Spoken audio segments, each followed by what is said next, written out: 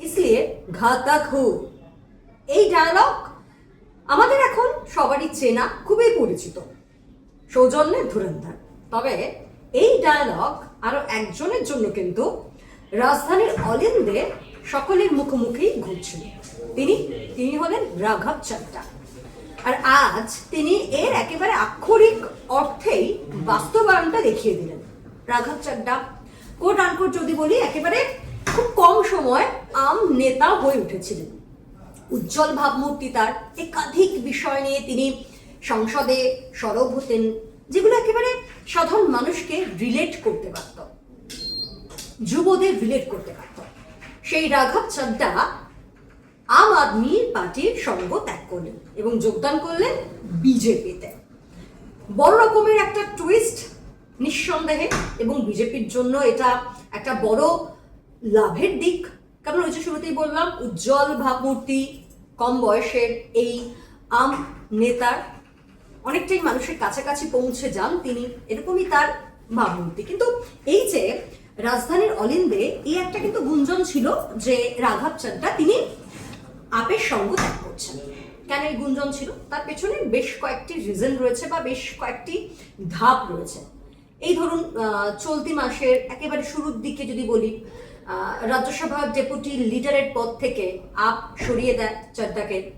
শুধু তাই না, Z+ যে নিরাপত্তা তিনি পেতেন সেটাও তুলে নেওয়া হয়।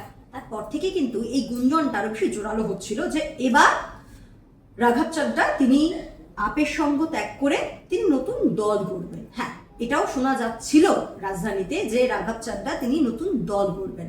তবে না, তিনি একেবারে বিজেপিতে যোগদান করলেন। তবে তিনি একা নন, তার সঙ্গে আরো 6 জন সাংসদ ছিলেন।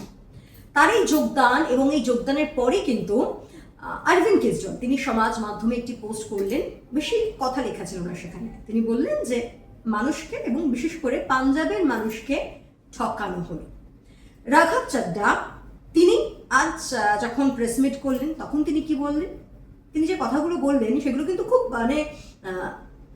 ইন্টারেস্টিং এবং আবেগে ঘা দেওয়ার মতো। কারণ তিনি বললেন যে দলটা তিনি এতদিন ভালোবেসে করেছেন এবং তার যৌবনের 15 বছর যে দলটাকে তিনি দিয়েছেন, সেই দলটা এখন নাকি আর দেশের কথা ভাবে না, দেশের স্বার্থের কথা ভাবে না, বরঞ্চ একেবারে ব্যক্তিকেন্দ্রিক হয়ে গেছে সেই দলটা। অর্থাৎ তা ব্যক্তিগত লাভ লোকসান সেটাই নাকি এই দলটা কাছে এখন সব থেকে গুরুত্বপূর্ণ হয়ে উঠেছে।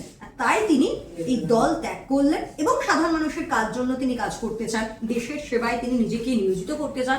তার জন্য তার এই সিদ্ধান্ত যে তিনি একেবারে বিজেপিতে যোগদান করলেন। তবে তিনি নয়, তার সঙ্গে আরো 6 জন আপ সাংসদ। সেই নামগুলো কি আপনারা ইতিমধ্যেই জানেন, তা একবার বলে দিই।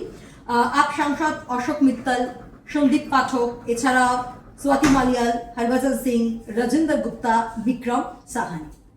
তো এই এতজন সাংসদ, টোটাল 7 জন সাংসদ তারা যোগদান করলেন বিজেপিতে। আর তার এই যোগদানে আপের একটা বড়সড় ধাক্কা, এমনটাই বলছেন রাজনৈতিক মহলের কারবারিরা। আপনারা জানেন তো যে অরবিন্দ কেজরিওয়াল তিনি আমাদের রাজ্যে আসবেন উদ্দেশ্যকে দ্বিতীয় দফার ভোটের আগে তৃণমূলের হয়ে প্রচার করার জন্য। তার আগেই একটা বড় ধাক্কা খেলেন অরবিন্দ, এমনটাই রাজনৈতিক মহলের কারবারিরা বলতে শুরু করে দিয়েছেন।